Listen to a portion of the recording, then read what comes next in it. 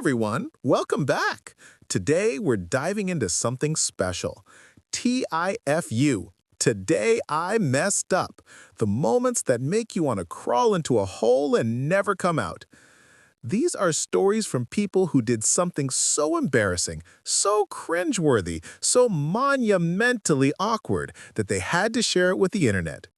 Stories about job interviews gone wrong, first dates that became disasters, public humiliations, and the kind of mistakes that keep you awake at 3 a.m. 10 years later. Some of these will make you laugh. Some will make you physically cringe. All of them will make you grateful it didn't happen to you. Hit like if you've ever wanted the ground to swallow you whole. Subscribe for more chaos, and drop your own embarrassing story in the comments. We won't judge much. Let's see what went wrong. This happened 3 years ago. Still think about it. Probably will forever. I had a job interview for a dream position, marketing director at a tech startup. 6-figure salary, corner office, everything I'd been working toward. I prepared for weeks, researched the company, practiced answers, bought a new suit, got a fresh haircut, was ready. Interview day. I'm feeling confident. Arrive 15 minutes early, sit in the lobby, reviewing my notes. Receptionist calls my name, says they're ready for me. I stand up, walk toward the conference room. That's when I realize I've been sitting on a chocolate bar. The chocolate bar I'd eaten on the train.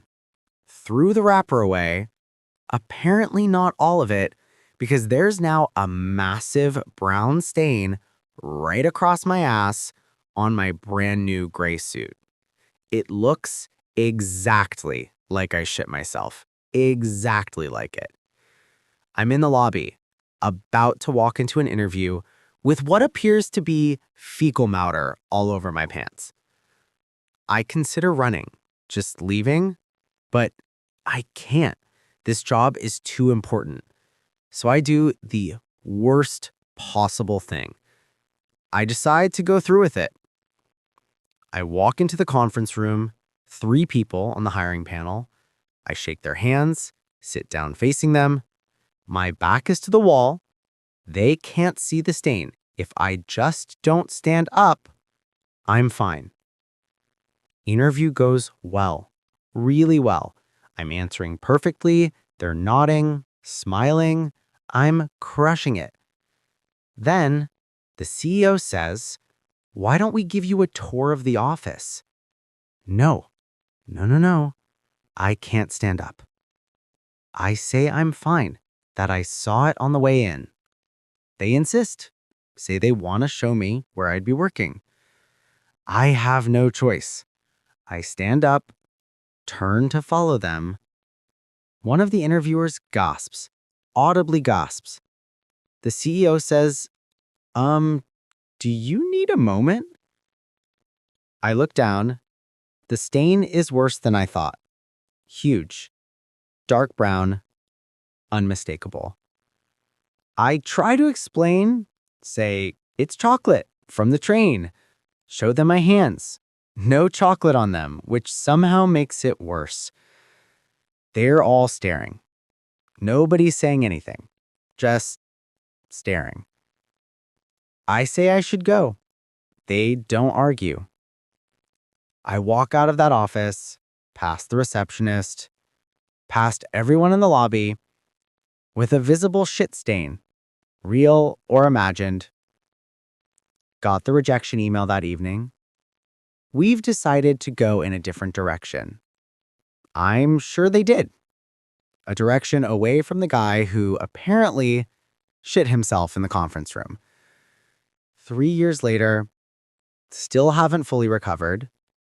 Still check my pants obsessively before any important meeting. Today, I really effed up. The chocolate bar on the gray suit, looking exactly like what it wasn't.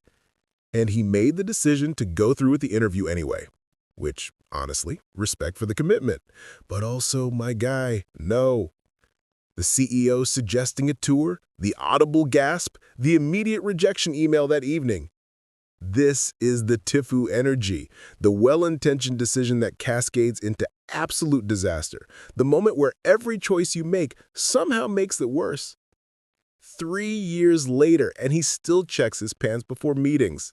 That's the lasting trauma of peak embarrassment. Somewhere, that hiring panel still tells this story at company parties. Next one. I need to tell this story because it still haunts me every single day. I was dating this guy, let's call him Mike. We'd been together about 6 months, getting serious. Mike had a roommate, let's call him Jake. Jake was not great.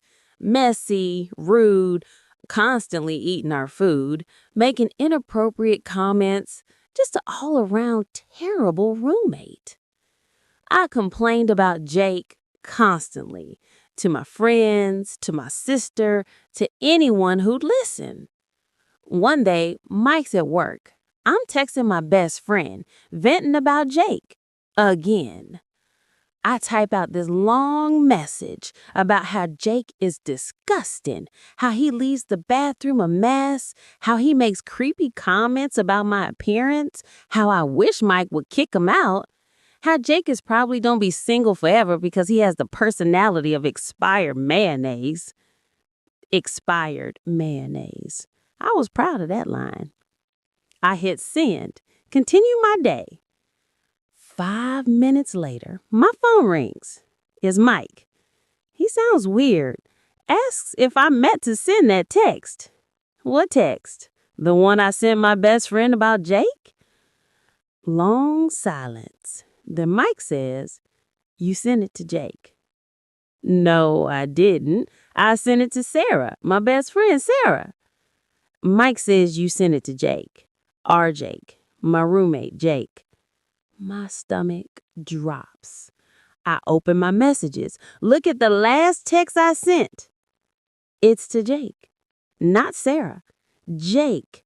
Every word, including the expired mayonnaise line. I start crying immediately. What do I do? How do I fix this?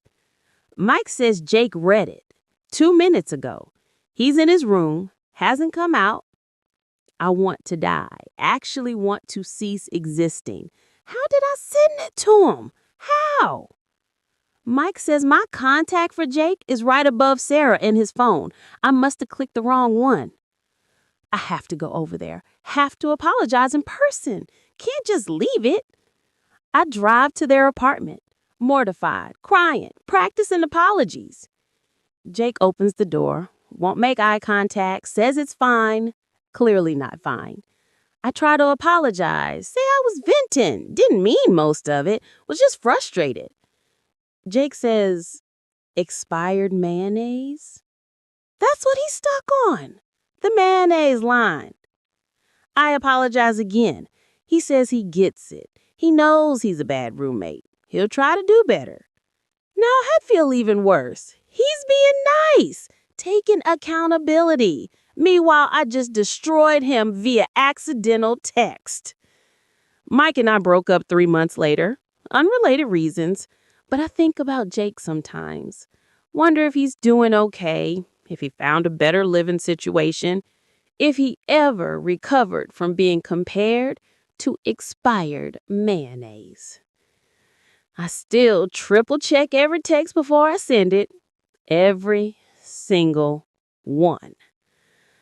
That was the day I really messed up.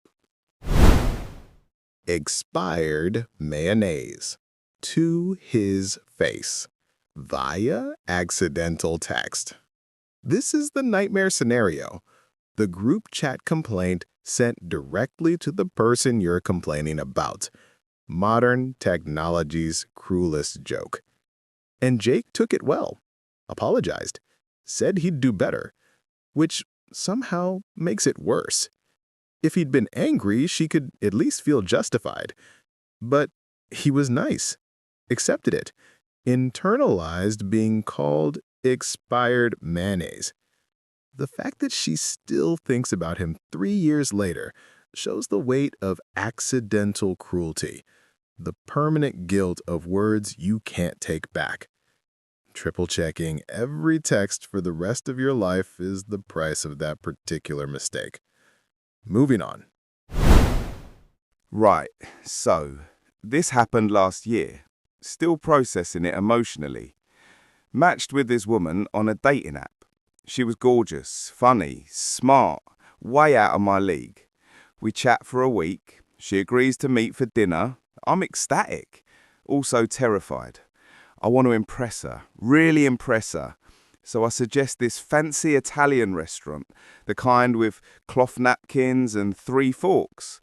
I've never been there, don't really eat Italian food much, but it seems romantic, sophisticated.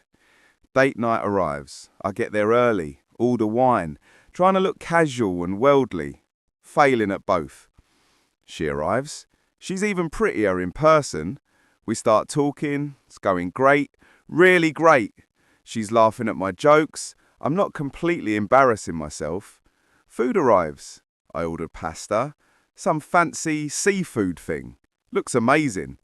I take a bite. It's incredible. Best thing I've ever tasted. I'm eating, she's eating, we're talking. Perfect evening. Then my throat starts feeling weird. Tight. Itchy. I ignore it. Probably nothing. Keep eating. Keep talking. My throat gets tighter. Now my tongue feels swollen. I'm having trouble swallowing. She notices, asks if I'm okay. I say I'm fine.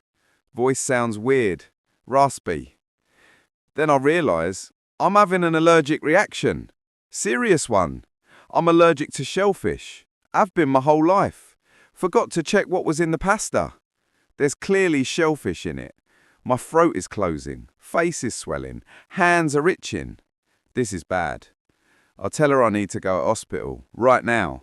She looks terrified. She drives me to A&E. I'm wheezing in the passenger seat, face puffed up like a balloon, on a first date, in her car. We get to hospital. Nurse takes one look at me, rushes me back, gives me an injection, asks what I ate. I explain. Allergic to shellfish. Ate shellfish pasta on a date. The nurse asks if I knew the dish had shellfish. I admit I didn't check the menu properly. Was trying to look sophisticated. She says, "So you accidentally poisoned yourself to impress a girl?" When she puts it that way, yes, that's exactly what I did. I survive, obviously. The swelling goes down.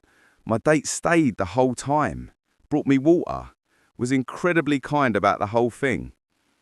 I apologise profusely, say this is the worst first date ever. She laughs, says it's definitely memorable. She drives me home. I'm mortified, face still puffy, throat still sore. She texts me the next day, says she had fun, despite the anaphylaxis. Asks if I want to try again, somewhere without shellfish. We've been together 8 months. She still brings up the time I almost died trying to impress her. That was the day I really messed up, but somehow it worked out. He poisoned himself. On a first date. Trying to look sophisticated? Ordered a fancy seafood dish, despite being deathly allergic to seafood. Didn't check the menu. Just vibed his way into anaphylactic shock. And she stayed. Drove him to hospital, brought him water, gave him a second chance. This is TIFU energy with a happy ending. The disaster's so complete, it loops back around to endearing. 8 months later, and she still teases him about it. That's love, or at least a really good story for their eventual wedding toast. How did you two meet? Well, he almost died impressing me at an Italian restaurant. Some mistakes work out. Most don't. This guy got lucky. Next story. I work in corporate finance.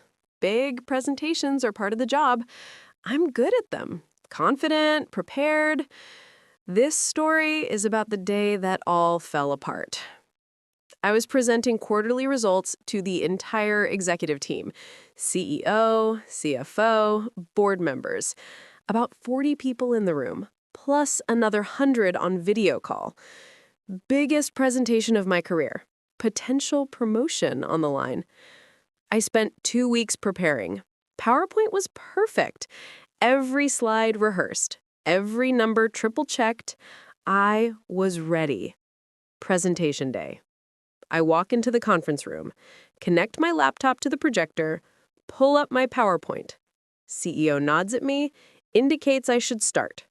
I open my presentation. Except it's not my presentation on the screen. It's my browser, which is still open to the last tab I was looking at, which is a BuzzFeed quiz. Which type of cheese are you? On the projector, in front of the entire executive team and 100 remote employees. Giant text, which type of cheese are you? With a picture of various cheeses, and my quiz results visible. I'm Gouda, apparently. Room goes silent. Everyone staring at the screen, at the cheese quiz, at me. I panic. Try to click out of it, but I'm so flustered, I click the wrong thing. Now the screen shows my full browser history. BuzzFeed quizzes, celebrity gossip, how to know if your coworker hates you, recipe blogs, online shopping, every stupid website I visited in the last week, displayed to everyone. Someone in the back coughs, trying not to laugh. I finally managed to close the browser, pull up my actual presentation, face burning, hand shaking. I give the presentation. It's fine. Numbers are solid. But nobody's listening. They're thinking about the cheese quiz. After I finish, the CFO says, "Thank you for that comprehensive report." He's smiling, trying not to laugh. I sit down, want to disappear, check my phone. There's already an email thread going around. Which type of cheese are you? With screenshots of my browser. Someone replies, I'm Brie. Someone else, Cheddar Energy. They're joking, making memes. For 3 weeks, people kept asking me about cheese. Hey, Gouda, got those numbers? Can the Gouda girl send me that report? The CEO called me Gouda in a meeting in front of clients. Did not get the promotion. Hard to be taken seriously when you're known as the cheese quiz girl. I changed jobs 6 months later. Fresh start, new company. Still don't take BuzzFeed quizzes. Still triple check what's on my screen before presenting. Still haunted by being Gouda in front of the C-suite. That day, I really messed up. Which type of cheese are you? Projected to the entire executive team. And not just that. The full browser history. Every celebrity gossip site, every recipe blog, every "do my coworkers hate me" search. The CEO calling her Gouda in front of clients for weeks. This is the modern professional nightmare.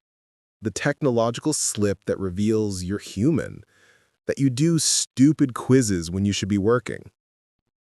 She changed jobs. Couldn't recover from being cheese quiz girl.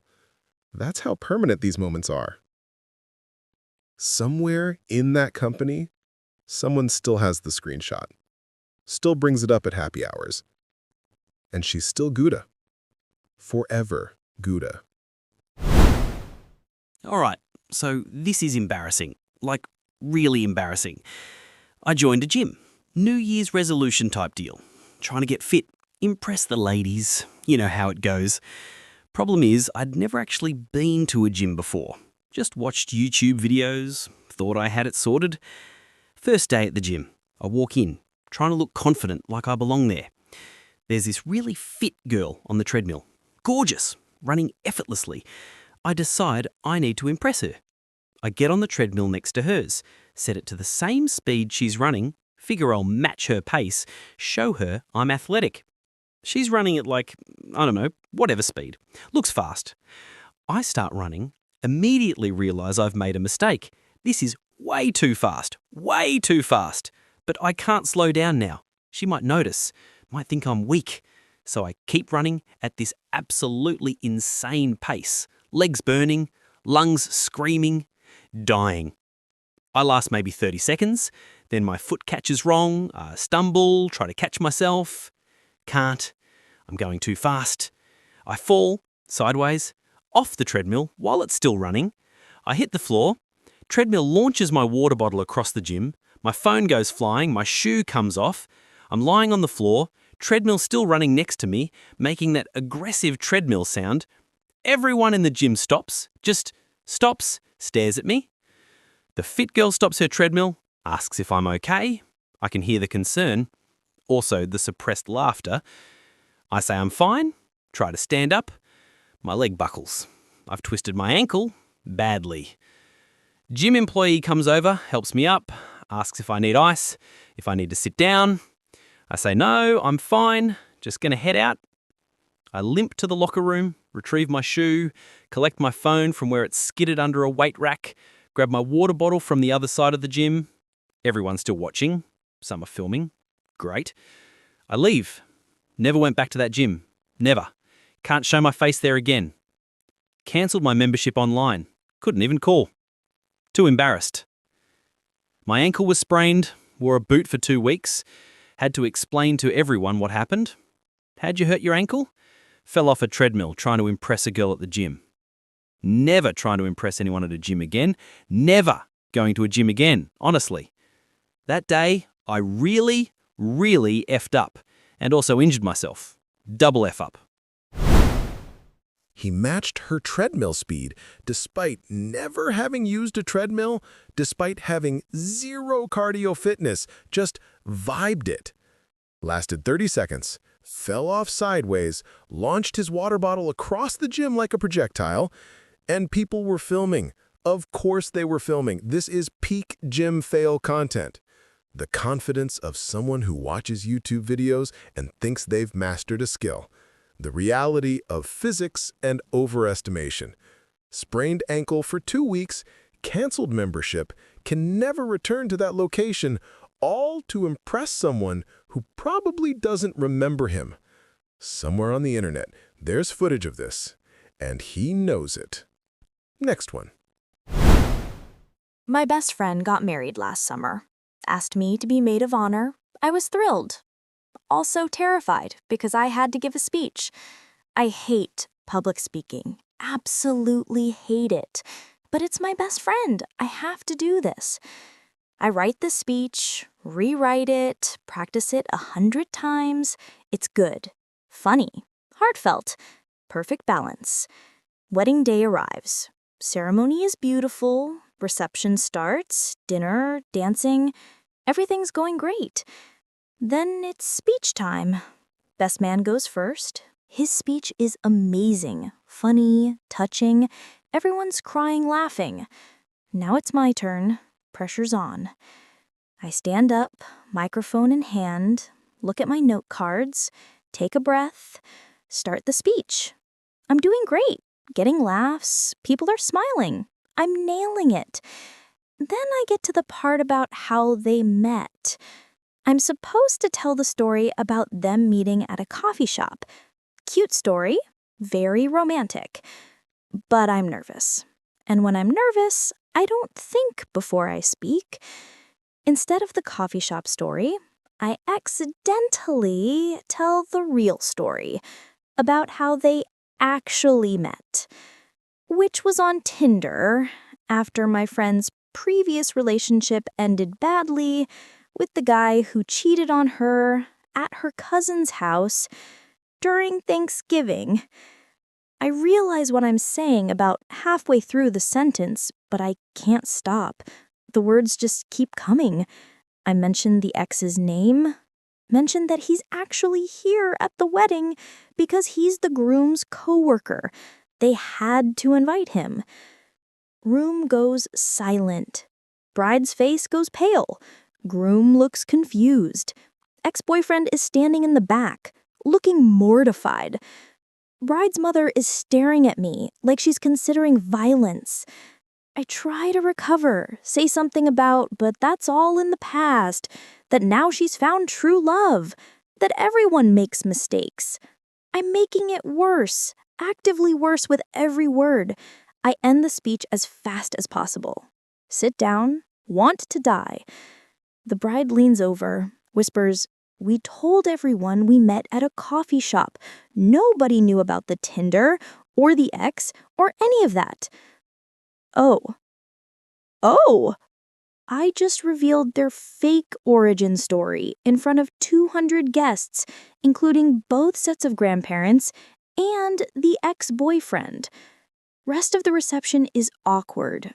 People keep asking the bride about the Thanksgiving incident. She keeps saying it was a joke in my speech. Nobody believes her. Ex-boyfriend leaves early. The groom's coworker asks him about it later. Whole thing becomes office gossip. The bride forgave me, eventually. Took about 3 months. We're still friends, barely. She made me promise never to speak at another wedding, any wedding, for the rest of my life. I agreed, gladly. That was the day I really, really messed up and possibly damaged a marriage before it even started. She revealed the fake origin story. The Tinder, the cheating ex, the Thanksgiving incident, all of it.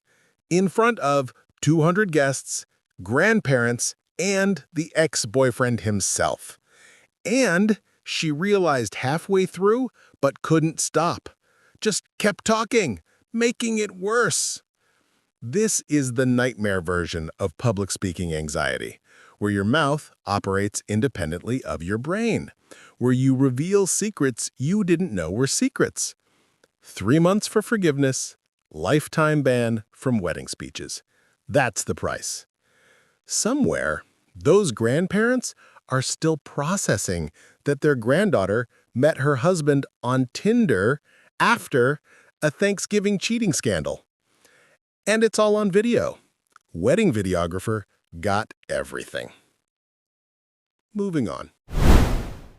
I work from home, have since the pandemic. Got comfortable with it, maybe too comfortable. This happened during a company-wide meeting, like entire company. 300 people, CEO presenting quarterly results. These meetings are usually boring. Just listening to numbers, updates, strategy stuff. Nobody really pays attention. I join the call, camera off, muted. Standard procedure. Plan to half listen while doing other work. CEO starts presenting, talking about revenue, growth projections. I'm checking emails, browsing online, normal multitasking. Then I remember I need to pick up my dry cleaning after work. Can't forget. I'm worried I'll forget, so I set a reminder on my phone. Out loud. I say to my phone, out loud, in my home office, remind me to pick up dry cleaning at 5 p.m. Phone confirms, reminder set for 5 p.m. I think nothing of it. Continue half listening to the meeting. Few minutes later, my phone buzzes. Text from my coworker. Dude, your camera's on. What? No, it's not. I turned it off. I look at my Zoom window. Camera is on. Has been on. The entire meeting. Not only is it on, I'm the only person with camera on besides the CEO. So my video is prominently displayed to everyone. They heard me talking to my phone about dry cleaning during the CEO's presentation. I immediately turn my camera off, face burning, heart racing. Check Slack. Messages are pouring in. Screenshots. People laughing. Did he just interrupt the CEO to talk about dry cleaning? CEO pauses his presentation, says, "Is everything all right?" Clearly heard me. Everyone heard me. I unmute, apologize profusely, say I didn't realize my camera was on. I'm so sorry, so embarrassed. CEO says, "No problem, just maybe pay attention." Everyone laughs. Not mean laughter, but definitely laughter. At my expense. Meeting continues. I sit in mortified silence. Camera definitely off now, muted, triple-checked. After the meeting ends, my manager messages me. Says it's fine. These things happen. But maybe be more careful with video calls. For 3 weeks after, people kept making dry cleaning jokes. "Hey, don't forget your dry cleaning."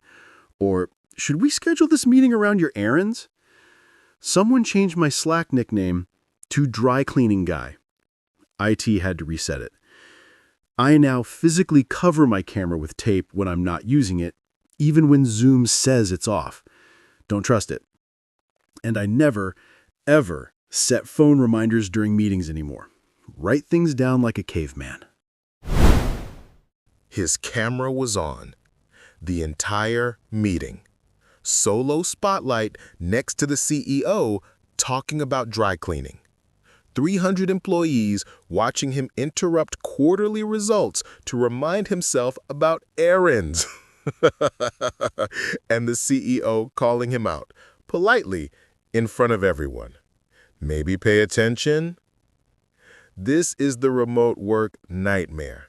The technological betrayal, the false sense of security that you're invisible when you're very, very visible.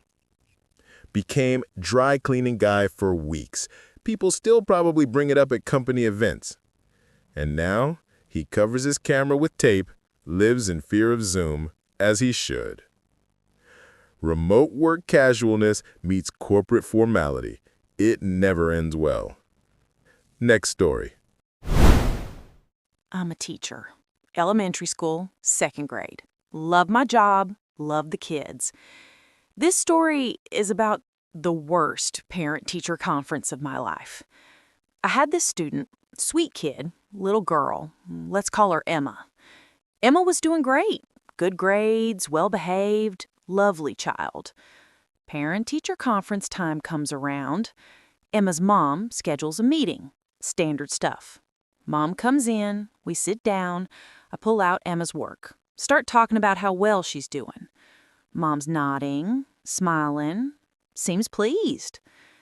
Then I mention Emma's recent art project. She drew a picture of her family. It was adorable. I show the mom, say, "Look how creative Emma is. She drew everyone in your family." The picture shows stick figures. Mom, Dad, Emma, and a baby. Mom looks at the picture. Her smile fades. Says, "There's a baby in this picture." I say, "Yes, Emma drew her little sibling. It's very sweet." Long silence. Mom says, "Emma doesn't have a sibling." "Oh, maybe Emma wants a sibling. Kids draw aspirational things sometimes." Mom's face goes pale. She asks, "Did Emma say anything about a baby?" I think back. Emma had mentioned a baby a few times. I assume she meant a sibling or cousin. Mom pulls out her phone, starts texting someone frantically. She looks upset, really upset. I ask if everything's okay. She says no, everything is not okay. Turns out, and I piece this together slowly from her increasingly panicked phone conversation, Emma's dad is having an affair with a coworker who just had a baby, his baby, that Emma met during a weekend visit.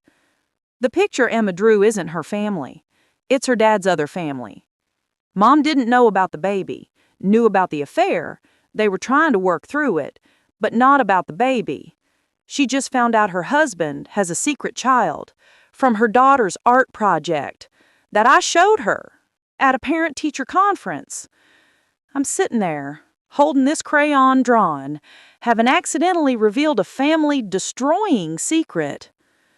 Mom starts crying, apologizes, says she needs to go, leaves the conference. I'm left sitting in my classroom with this drawing of a secret affair baby that I just weaponized. Emma didn't come to school for a week. When she came back, it was just her and her mom. No mention of Dad. Mom never came to another conference. Sent emails instead. Couldn't look at me. I felt horrible. Still feel horrible. I didn't mean to blow up their family. I was just commenting on art. Other teachers heard about it. Now everyone's careful about family drawings. Before we discuss this, is everyone in this picture currently part of the household?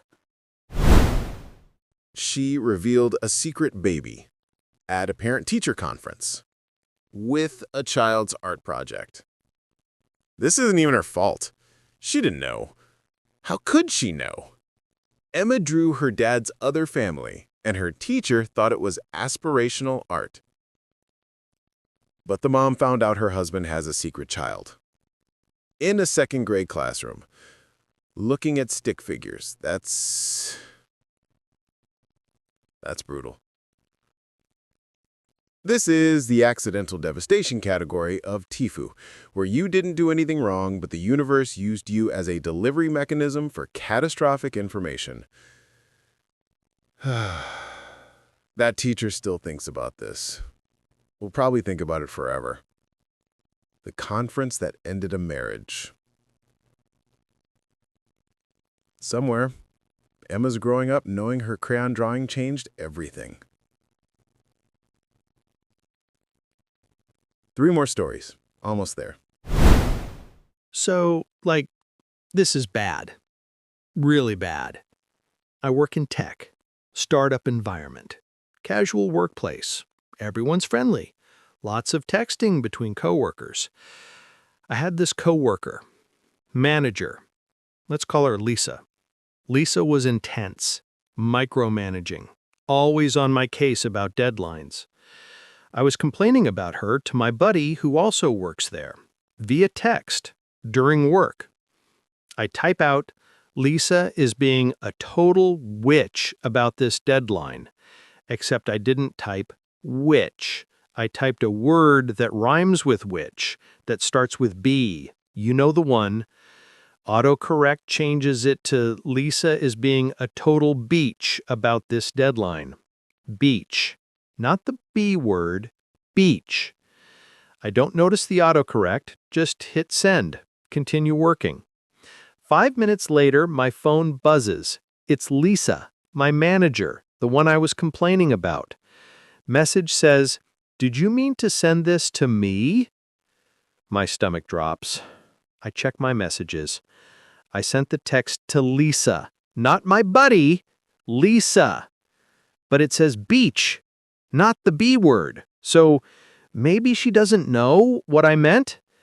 I text back, sorry, autocorrect, meant to say you're being reasonable about the deadline.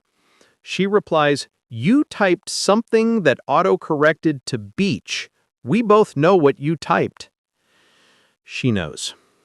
Of course she knows. Everyone knows what autocorrects to beach. I try to backtrack, say I was frustrated, didn't mean it, was venting, it's been a stressful week. She says we need to have a meeting, tomorrow, with HR. I spend the entire night panicking. I called my manager the B word, via text, directly to her. I'm getting fired. Definitely getting fired. Meeting happens. HR is there, my manager, me. Everyone looks serious. HR asks me to explain what happened. I explain the venting, the text, the autocorrect, the wrong recipient. My manager says she's offended, hurt, creates a hostile work environment. HR asks if I have anything to say. I apologize, profusely, say it was unprofessional, won't happen again. They give me a written warning, mandatory sensitivity training, probation for 3 months. I don't get fired, but my manager never trusts me again. Every interaction is cold, professional, tense. I left the company 6 months later, couldn't recover from being the guy who called his manager the B word via autocorrect. Now I triple-check every text, delete autocorrect from my phone, type out every word manually. Beach. Everyone knows what autocorrects to beach. And he tried to convince her it was an innocent mistake, meant to say you're being reasonable. My guy, no. HR meeting, written warning, sensitivity training, all because of autocorrect and wrong recipient syndrome. This is the danger of work texting culture. The blurred lines between casual and professional, the assumption that complaining is private when it's always one tap away from public. 6 months of cold professional tension until he quit. That's the price of autocorrect betrayal. Somewhere, Lisa still has that screenshot. Probably showed it to HR multiple times. 2 more stories. Final stretch. My husband's 40th birthday was coming up. I wanted to do something special. Surprise party, all his friends, the works. I spent weeks planning, coordinated with everyone, rented a private room at his favorite restaurant, ordered cake, decorations, everything. Day of the party, I tell my husband we're going to dinner, just the 2 of us, casual. He believes me. We drive to the restaurant. I'm texting everyone, making sure they're there, hidden, ready. We walk in. I lead him to the private room, open the door. Everyone jumps out. Surprise! My husband looks confused, then starts laughing. But it's not a happy laugh. It's a confused laugh. He says, "Why are you all here?" I say, "It's your surprise birthday party."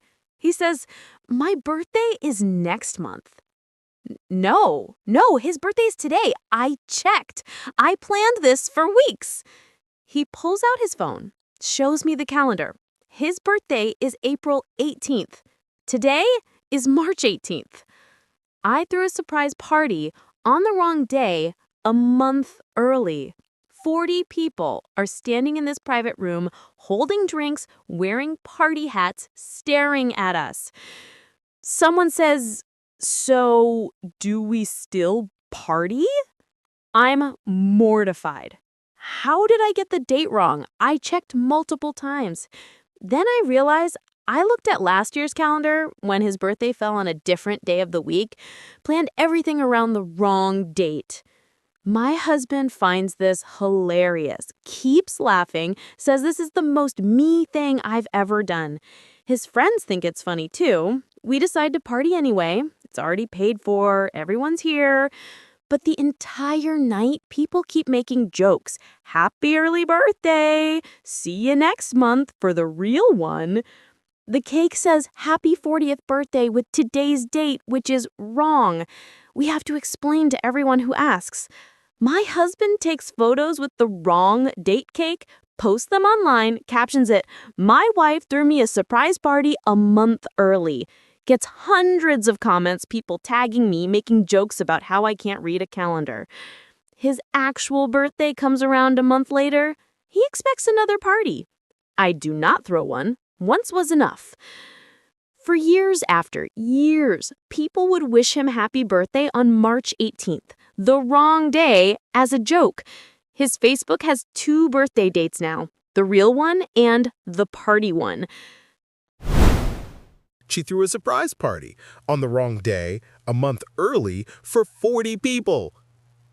Used last year's calendar, checked multiple times, still got it wrong. And they partied anyway, with the wrong date cake, the wrong day decorations. Everyone making jokes. This is the wholesome version of TIFU, where the embarrassment is public, but the response is loving, where your mistake becomes a family legend told at every gathering. 2 birthday dates now, forever. March 18th and April 18th. One real, one commemorating the time his wife couldn't read a calendar. At least he thought it was funny. Some spouses would not have found this funny. But everyone else would remember this forever. This is legacy-level embarrassment. Last story. Right, this happened 5 years ago. Still modified. I was working in corporate office, high-rise building, lots of different companies on different floors. One morning, I'm running late, rush to the elevator. Doors are closing. Someone holds them for me. I get in. There's one other person. Woman, professional attire. We both face forward, standard elevator protocol. I'm stressed, late for a meeting, thinking about my presentation, no paying attention. My phone rings. It's my mate, calling to chat. I answer it, in the elevator, like an idiot. He asks how I am. I say I'm stressed, running late, heading into a meeting with the most incompetent manager I've ever had. I go on a rant about how this manager doesn't understand our department, makes terrible decisions, got the job through connections, not skill, is basically useless. I'm really laying into her, using her name, being specific about her failures, venting hard. My mate is laughing, agreeing. I'm on a roll. Then the woman in the elevator says, "Excuse me." I turn around, look at her properly for the first time. It's my manager, the one I'm talking about. She's been standing right there the entire time. My blood goes cold, properly cold. I tell my mate, I'll call him back. Hang up, stand there in silence. She says, "I didn't realise you felt that way." I try to apologise, say I was venting, frustrated, didn't mean it. She says, "You used my name multiple times. You meant it." Elevator reaches her floor. She gets off, says, "We'll discuss this later." Doors close. I'm alone, experiencing full body horror. I go to my meeting, can't focus, know I'm about to be fired. Later that day, she calls me into her office. I'm ready for termination. She says, "What I said was hurtful, unprofessional, true, which hurts more, but unprofessional." She says she knows she got the job through connections, that she's trying her best, that hearing me say she's incompetent confirmed her worst fears about herself. Now I feel worse. Before I was just worried about getting fired. Now I feel like a genuine arsehole. I apologise. Really apologise. Say I was having a bad day. Took it out on her unfairly. She accepts my apology, doesn't fire me, but says our working relationship is damaged. It'll take time to rebuild. It never rebuilt. I left the company 4 months later. Couldn't look at her without remembering the elevator. I don't take phone calls in elevators anymore, or in public. Learned that lesson hard. And she heard every word.